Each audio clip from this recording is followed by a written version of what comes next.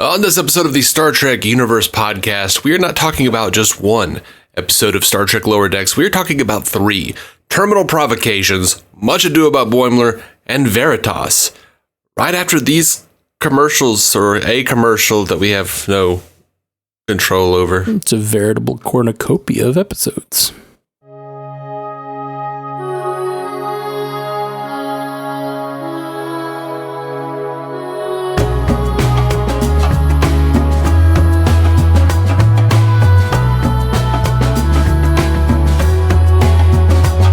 Welcome to the Star Trek Universe podcast. My name is Matthew Carroll. I am David C. Robertson.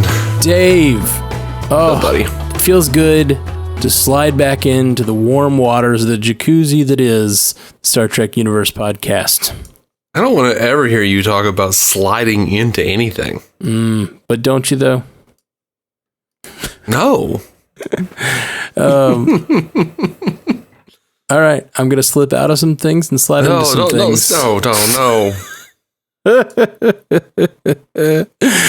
Let's talk about these episodes, man. I'm sorry. I apologize to the listeners. I apologize to you. I went on vacation last week, and because of preparation for vacation, just didn't get around to doing the previous weeks, and then vacation week, and now we're this week. And so because of that, we're going to cram these three in, and I'm going to barely remember them. Let's do it. Sliding, slipping, cramming. You got to stop, man. Slip sliding away, buddy. Slip sliding away. Terminal Provocations. What happened in Terminal? What's that one about? The lovable but awkward Ensign Fletcher makes work difficult for Mariner and Boimler. Rutherford introduces Tendi to a holodeck training program he created. Oh, yeah, this was the Badgie episode. Badgie was wonderful. I loved Badgie. I hated Fletcher. I get the feeling I was meant to. Yeah. I think that Fletcher was... hatred for Fletcher was very welcome, I think. But man, yeah, we talked about, I think in the last episode, how they'd kind of... they've started to creep into the territory of having some sort of like interesting sort of stuff, and the interesting but irreverent, the Rick and Morty thing that we like, where it's like they still try to delve into interesting ideas, and the Badgie idea was really great. A rogue Clippy like program that hates you because you punished it. I mean, this is and there's like the weird, the thing that got me, the thing that made me laugh so hard and like really made the episode for me was the idea that there's like this father-son relationship that both Badgie and Rutherford felt. Yep. And when Badgie's lying on the ground dying and his father is holding him in his arms, but he keeps saying all the things he's going to do to him, all the violent things he's going to do to him. Yeah. Oh, yeah. That was a highlight of this show for me so far, like of Lower Decks in general. I think there were a few really fun lines that I really enjoyed. I really liked the bit where they were like, if we fire on them, it's an act of war. And then Shax is like, I advise we fire on them. That's just always Jax. That's his entire character. Let's start a war. Pretty great. Yeah, please let me target their engines. I've been really, really good this month. I haven't targeted any engines yet this month. Come on. It's really good. It's really fun. And that whole, we talked about it a couple episodes ago, how we hope that they do more of this, seeing what the actual crew is doing. And this was another example of that. Like a lot of this episode, there were really three plots. Instead of having two Lower Decks plots, there were the two Lower Decks plots, and a significant portion of the episode was dedicated to this plot with the bridge crew. Right. I'm here for that. With the Drukmani. And the Drukmani felt like, the Drukmani plot felt very much like a classic TNG comedy bit. Like some like thing where they would have like the bridge crew deals with some asshole alien who just won't help them out. Right. It also felt like a TNG like main plot too. Like some they want to stop a war, but this guy's just dead set on doing the thing because his culture is different enough. His culture is wrong, basically, which is like a common thing in TNG or any of those episodes. That era of Star Trek where it's all multicultural, but then sometimes cultures are just really, really misguided. Mm-hmm.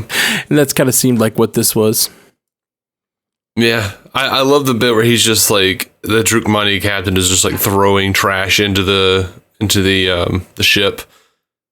He's like, I thought you said this trash wasn't worth fighting for. They're like, we're not fighting. Avoiding damage is fighting. What?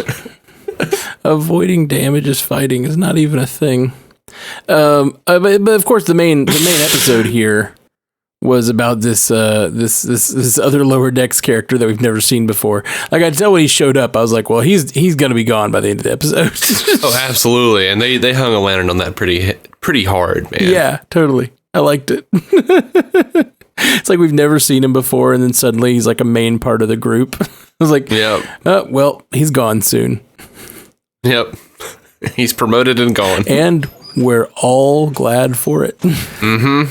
Terrible. Glad to see him go. Yeah. Yep. He was annoying, but I enjoyed the again, it was a good Lower Decks plot where what did he do? He tried to program the thing to think. I don't know. I don't even really remember. Oh, he put his consciousness into some kind of a situation, some kind of a thing. That's right. He downloaded his consciousness, which doesn't. I don't understand how that was going to get him out of the problem. Yeah, that was weird, man. His plan made no sense, but like somehow because he was such a weird, annoying character, they got away with it. I thought it was funny that they were all like freaking out over that choo-choo dance crap. Oh, yeah. Then she added the third shoe. Oh my God, she's a genius. Yeah. No, that was great because we talk about it all the time. The fact that like Star Trek is always obsessed with the culture of now or the culture of the last 50 years or whatever. Like the late 20th, 21st century. Clawing, the franchise has perpetually been clawing desperately to be relevant to us. Has it? Has it been clawing desperately to be relevant? I don't think that I guess I think that of some Star Trek. Well, I mean, the original series, they go back in time. They're going back in time to the 60s. Right. You know, I mean, part of that is because, hey, they're in the 60s and it's way cheaper. Then of course, you have Seat on the Edge of Forever, but they went back to, what was it, like the 30s? And all they did was use the Andy Griffith sets, the Mayberry sets. So, you know, I feel like Tom Paris was obsessed with the 20th century. Like, they're usually just always making references to whatever time we are in. Yeah. Star Trek 4, 86. Right, which is real fun. And you know, again, in 1999, Voyager went back to 1999. The First Contact, remember they went to the 2100s? Remember how...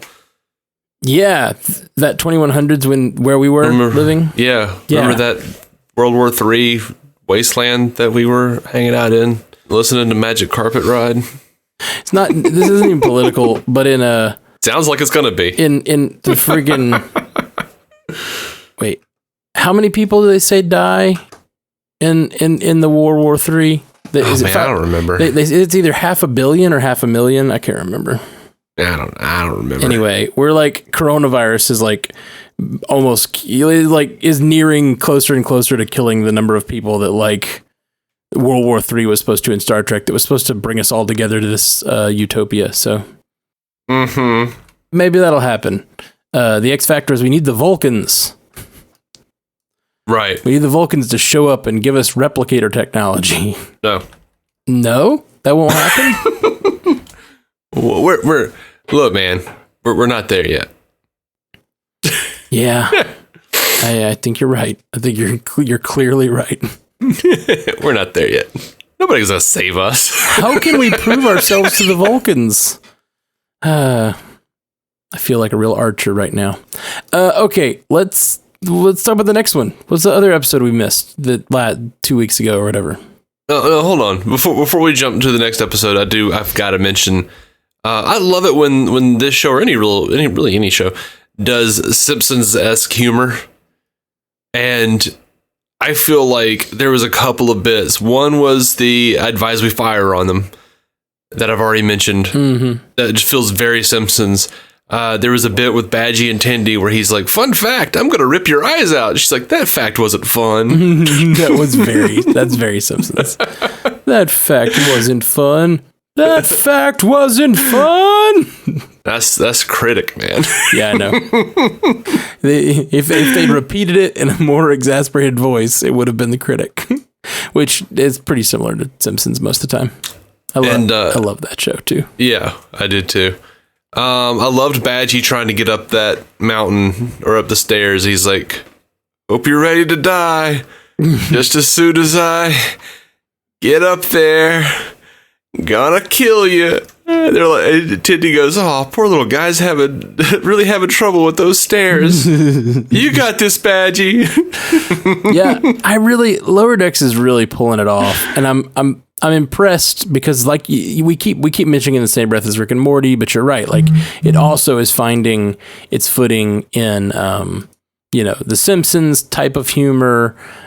There's moments of like Family Guy-ishness. Like there's moments that like sort of fit all kinds of other. It's doing a good job of being that art form, I guess. And I was a little worried that it was just going to be sort of hacky, and it is at times, but. Like yeah. I've really enjoyed it.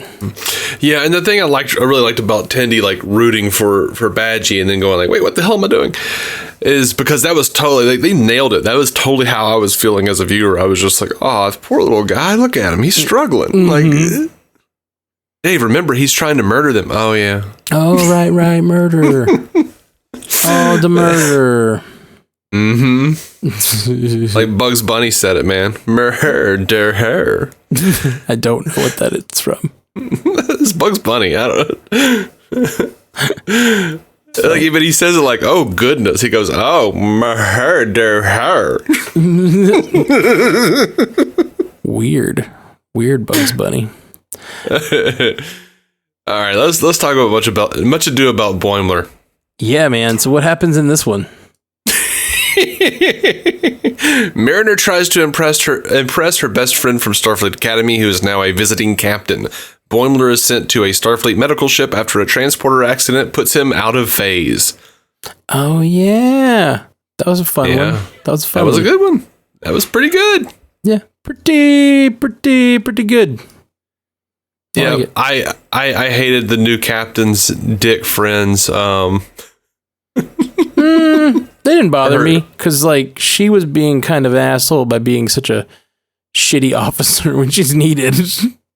Yeah. But she knows what to do when the chips are down, and that was I thought that was an important episode for Mariner. Yeah, because she really seems to like realize. There's a moment where she like seems really down that her friends don't respect her. Or that her friend doesn't respect her. And it was like, oh, okay. She's having a little personal growth moment. She's not there yet. She's not actually trying to embrace the skill that she has, but she's trying. She's trying a little bit, and I liked it. Yeah, we're once again faced with this concept that they can't just turn down a promotion. Right. Like she's screwing up just because she doesn't want to be promoted. Oh, well, did she know about the promotion at that point, or was she just being her normal screw up self? She knew exactly what was happening. Like her friend calls it out at the end of the episode. It's like, "You've been screwing up this whole time because you knew I was going to offer you a position, blah, blah, blah." Okay. Or I was going to promote you and blah, blah, blah, whatever. Right.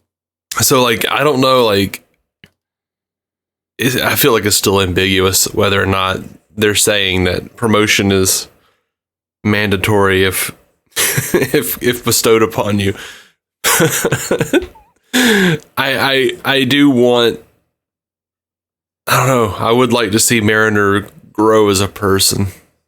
Not just be like, I'm going to stay in the lower decks. Like, don't be a Riker, but for the lower decks. Yeah, and I also don't, I don't want this show to be Seinfeld, I guess. Mm-hmm. I don't want them all not to grow. I want this show to progress. Star Trek makes me want that, I think. Yeah, of course, if they're really digging into the TNG of it all. Right. I don't think they seem to be, but I don't know. Maybe. I mean, everywhere else they do. But it's also even the Rick and Morty of it all, is also a show that very little changes, really. We learn more about the characters and things actually do happen, but very little actually changes in the formula of the show. Right. What'd you think of Boimler's storyline? He's out of phase. He's being sent to the island of freaks. I really liked that. I liked the ship. I liked how they were all they all started a mutiny. I love that Boimler tattled on them. Yeah, that was very Boimler. He really pulled a Boimler on that one. But I really enjoyed the character who was aging. Half his body was aging forward and half backwards. Yeah, the voice actor killed that. It was really great. Yeah. And I felt like the ending was sort of predictable. Yeah, but it got me real good when the ladies walked up to him and they were like, "Oh, you're not a freak." And they weren't interested anymore. Yep, that was great. That was pretty wonderful. It's just cosmetic. And he goes back to the chip. He's like, I need you to put me out of phase for 3 or 4 weeks. That's all I need. Yep. I feel like, I don't know, I'm so basic, but my favorite part of this whole episode was the dog. Oh man, the dog. You're right. I couldn't remember which episode that it was in because it was so non-essential to sort of the plot. But man, the dog was good. Yeah, and Tindy made a dog. Yeah, Tindy makes a dog. Yeah, that was one of the best parts of this episode for sure. Has no idea what a dog actually is. Yeah, and at the end, they're like, no, they don't talk. They don't do that. It's like, oh, then I get why this all is happening. I get why I'm here, or why we had to go to the freak planet. Yeah, that was good. I could have used that dog just throughout the rest of the series. Me too. I was thinking that could be the new Creed from The Office. If they had a shot of the dog every episode, I would be pretty happy. Yeah, when that dog walked through, or when the dog walked through and then turned into a cube and just blocked away, I almost pissed. Yeah. I laughed real hard at that. That was real solid. That made me so happy. I was sad to see the dog go. Mm-hmm. Me too. Well, let's dive into the last episode that we haven't talked about yet, which was this week's episode. Well, last week, the most recent episode. Right. Veritas. So, what happened in Veritas? Mariner, Boimler, Tindy, and Rutherford are caught off guard when certain aliens force them to testify about a series of apparently unrelated events. I enjoyed this episode quite a bit. We've got them in the alien prison, and then the alien prison turns out to be a testimony lift, out of freaking Star Trek 6. It looked very much like the Klingon trial scene. Yeah. Yeah, it did. I mean, it very much, I think, was intended to be like a Klingon trial. Actually, before I clicked on the episode, I saw an image, and it was in silhouette. I thought that was a Klingon trial. Mm-hmm. And another reference to that movie, my man Kurtwood Smith doing the voice of the prosecutor here. Oh yeah, I guess I don't know that. It's from he was Red on the 70s show. Right. Do you remember that guy? Yeah, for sure. But he was the Federation president. Yeah, I remember in Star Trek 6. I remember, and now that you say that, I recognize the voice. I didn't catch it while I was watching it, but yeah, totally. And of course, the twist is that it's not really a trial. They were trying to honor the the bridge crew as heroes. Like, what did you think we were doing? Why were there eels? There were eels. I love the eels thing. Like, yeah. I love when they bring Rutherford over to the eels after Mariner's already been there. And he's like, eels? And they're like, where have you been?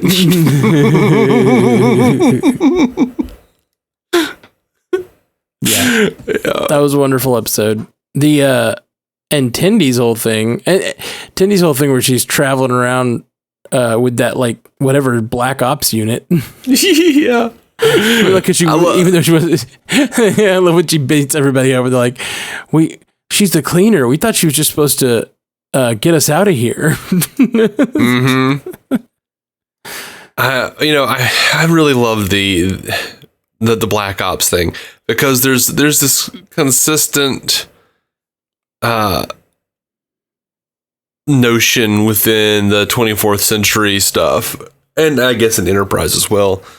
But there's this notion that like certain people are trained to do Black Ops shit, and like even though we're like this like conflict free society now, and Star Trek is just also you know evolved and everything, every once in a while they just need like what usually equates to a bunch of jackholes running around in all black being dicks and taking people out. And like usually a member of the bridge crew is part of that. I don't know. I really like that idea. I like that them playing on that. Yeah, man, me too. And you know, they're a conflict free culture until they need a good action episode. Mm-hmm. And then there's some sort of cabal that has to be taken down. And like I think the episode before that, the bridge crew were all in their Black Ops gear trying to make a plant grow. Yeah, no, that was super funny. I forgot about that. That was really good, and that was just a direct teasing. That's like, I feel like the show is going to go in different directions as it grows. I think the original conceit of it being lower decks on a ship, like that felt like a joke that they wrote when they first conceived of the show. You know what I mean? Like when they're like, It's a ship that does less important things, and then they're like, they could do Black Ops to grow a plant. Like that sounds directly in like the mission of the show. Yes, which I dug. Oh man. And the whole bridge crew is suspended in light, and they look like they're like suspended, but it turns out when they finally realize what's going on that they just like they can talk. They've just been like standing at attention. Mm-hmm. Oh man, Rutherford's storyline. Oh, so good.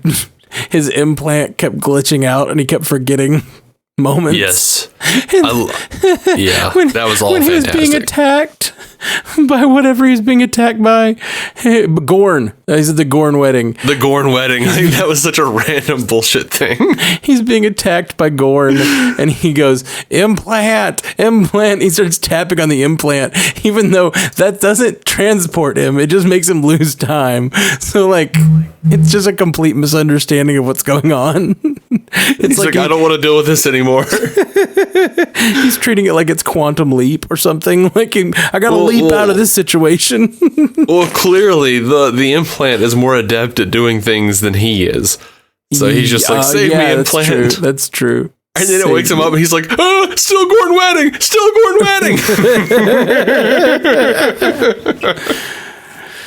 Oh, that's good. Yeah, that was fantastic. That was pretty great. So how'd you feel about the first role reprisal, man? I liked it. It was a very small portion of the episode. I was kind of hopeful that when I heard he was coming back, I was kind of expecting an episode, like a Q episode. Yeah, I'm really glad we got what we did. I didn't want a full episode, I don't think. I guess I would have liked it. I don't know if they would have made a lot of sense. Well, it would have made as much sense as this did. Yeah. Getting Q back just getting Q back. John Delancey actually reprising his role as Q. Yeah. That's a dream, you know? I love that bit at the end where he's like, I challenge you all to a duel. Pick your weapons. I pick the mind. She She's like, get out of here, Q. We're done with this random stuff today. We're not dealing with any of your Q bullshit. Oh, s'il vous plaît, Mariner. I want to put humanity to the ultimate test. I'm not French. Go find Picard. Oh, Picard, he's no fun. Always quoting Shakespeare. He's always making wine. So silly. Yeah. I would like him. I would like more Q. I mean, it's like anything else. I love that we're getting it at all, but I do like, I would like some actual episodes where these people come back and like have a reason to be there and have a storyline instead of just pop-ins, but I'll take what I can get. I thought it was really funny that they were so, in both of his appearances on this episode, they were just very, very, dismissive. Well, they were dismissive, and that's fine. But I just thought it was that they were determined to keep him in that Encounter at Farpoint judge's outfit and throne. Like he was just like floating around in that throne, and most of the time he was not in that. He was always wearing a Starfleet uniform or whatever else he wanted to wear. Yeah, I just thought it was funny that they would, pick the judge's robes and have him just fly around in it like that was his like normal costume. It felt like something that I want a toy of. Like I want a lower decks Q in a floating chair. Like use some magnets and make me that toy, somebody. Yep.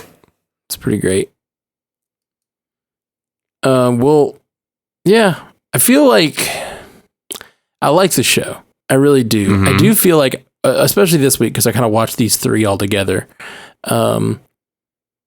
It's starting to feel a little formulaic to where when something's happening, I'm starting to kind of be able to see where it's going. Yeah. Which, lots of shows are. Not really necessarily TNG is for like most Star Trek is. But yeah, I don't know. I get that takes away a little bit for me. But I'm still having a great time, still laughing hard. Most of the stuff that really gets me though is the random stuff, or the uber violent stuff. Yeah. Something really violent happened. I'm trying to remember what it was on one of these episodes. Something other than Badgie, who was just threatening violence the entire time. Yeah, Tendi and Tendi was fighting Romulans. Yeah. Took out a whole bunch of them violently. Yeah, that was something else. Anyway, I don't remember. I thought somebody like lost their head or something. Maybe. I don't remember. Okay. The Gorn were eating Rutherford. That is true. The Gorn were eating Rutherford.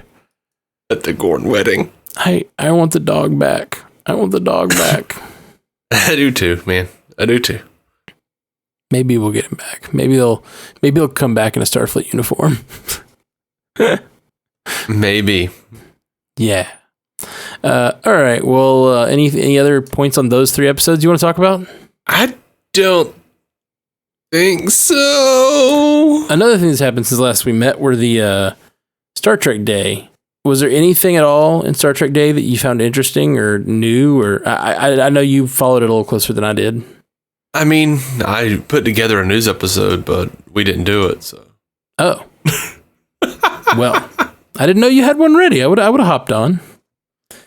You were out of town, evidently. I would have tried to hop on. I brought a headset with me that if I really needed to do a cast, I could plug in my headset to my phone and try to record to my phone and let someone else edit. But it ended up, I tried to do it once with one thing and I couldn't get the tech to work. So I don't know. Maybe gotcha. I might have been able to do it on my iPad though. I didn't try that. It's all right. We had a WandaVision trailer drop for MCU Cast. We wanted to do a big one on that, but I was out of town. So yeah. I don't know. I'll have to look for that file. Yeah, man. I don't have it with me right now. Well, it's okay. We'll maybe do it. That'll pair nicely with next week's episode of Lower Decks, which should be out tonight or Wednesday. Thursday. Yeah. Yeah, Wednesday night. Right. Wednesday night, Thursday morning, that kind of thing. Yeah. Well, happy birthday, man. Hey, thanks. And thank you for the Kevin Conroy cameo. Oh, yeah. That was quite a lot of fun. I got on Cameo, and I got on the Cameo app to be like, this is dumb. Who would ever do this? I don't care about celebrities. And then the third line as I was scrolling was Kevin Conroy, and I was like, well, I have to do this. There's like no choice. That's the best birthday present. And I immediately got Kevin Conroy to say happy birthday to you, and then I immediately remembered that your birthday was 10 months away or 8 months or whatever. I was like, dang it. So just been sitting on it like, what? That was good. Yeah. If you guys want to hear what we're talking about, I got him a cameo, and we play it on the new episode of DC on Screen. Yeah. I surprised him with it on DC on Screen, which was fun because it was a DC guy, and I felt like that was appropriate. Yep. Kevin Conroy was the voice of Batman and still is in many capacities. Yeah. Is he doing any more right now? I thought he hadn't done anything since. I don't know. The Killing Joke? Was that the last thing? I feel like every time I say, he hasn't done one in a while, a new thing comes out where he's Batman again. So yeah, Kevin Conroy is my Batman. Yeah, he's been Batman off and on since 91. Wow. Man. And you think about it, like him going up against Hamill, kind of like Hamill's he's a big name. He probably a smaller name at the time. Not that Star Wars wasn't big, but it hadn't had its sort of revitalization. But Mark Hamill, like being opposite Mark Hamill, it feels like it's not a foregone conclusion that he would be able to punch it in that weight class, I guess. I don't know. But then but maybe not. Maybe Mark Hamill was the guy who's sort of new to voices, but I don't know. Was he? I don't know anything about it. I mean, I don't know. I don't know what he had done before that, really. I know he was worried that he wouldn't get the job because they were like, no, we're not going to let Luke Skywalker come in and try to be the Joker. Right. But, on the show, the first 6 episodes with Joker, I think they said was Tim Curry playing the Joker. Really?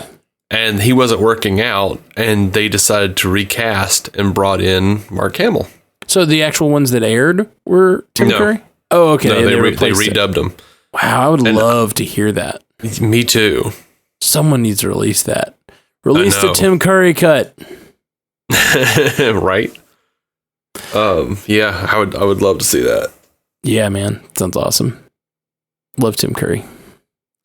All right. Well, I guess we're done. We done with this podcast? Is that all? Yeah. I've given up. Good. I like it.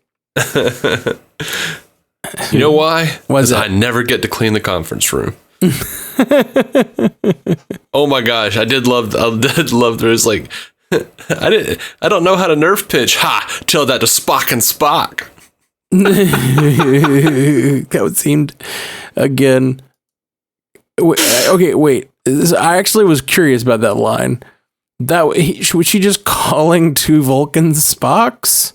Shax, the security guy, was just being racist. Okay, that's what I was thinking. He was calling 2 Vulcans Spock and Spock. Okay, that's how I took it. But I was like, surely not. Surely that's not what's happening. He's not just being racist. But yep, I was like, is this supposed to be some sort of time travel joke about the 2009 Star Trek movie when Spock met Spock?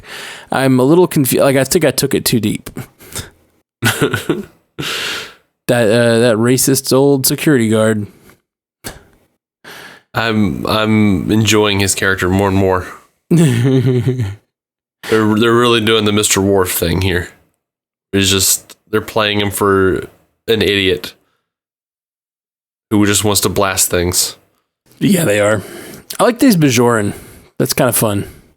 Oh yeah, and it makes sense, the Bajoran resistance and stuff. Yeah, totally does. Totally makes sense for his character to be from there, and like that's the timeline lines up, all that stuff. I think that's really cool.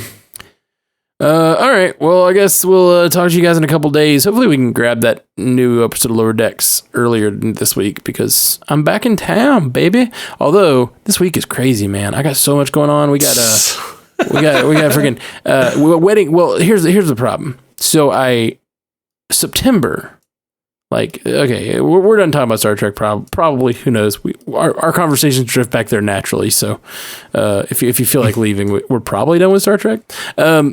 Maybe. But if you just want to stick around promises. because you love us and want to know what's going on in our lives, that's what we're about to do. And we don't talk if it's not being recorded. That's right. We don't. We don't live like animals anymore. Don't live like animals. So September, I looked at my schedule for September and October. In September, I got 2 video gigs, like big dollar video gigs. I didn't get any music gigs except for a couple clubs that were very small, small money wise. So I got these 2 big video gigs, which are a lot of work, but they actually paid well. And I was like, great. September, I will just do my video work. And then October, I've got 4 weddings, actually 5 weddings now.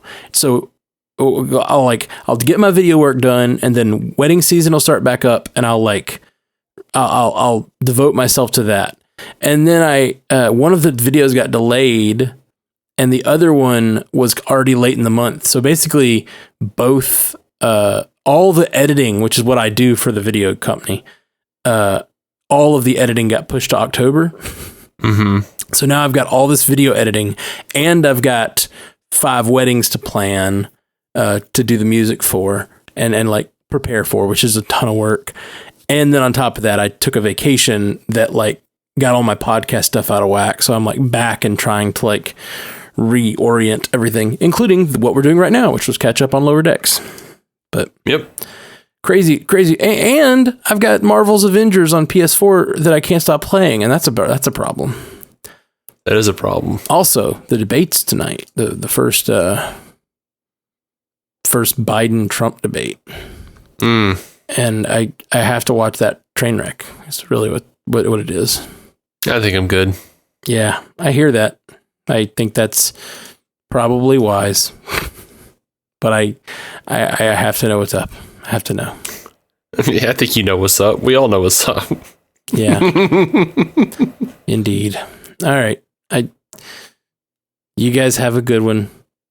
Joel on True. Live long. Live prosper. Thank you for listening to the Star Trek Universe Podcast, a Stranded Panda production.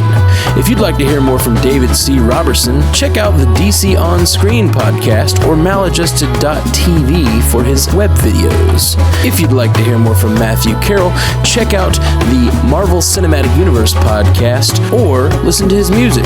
Just search for Matthew Carroll anywhere you get music.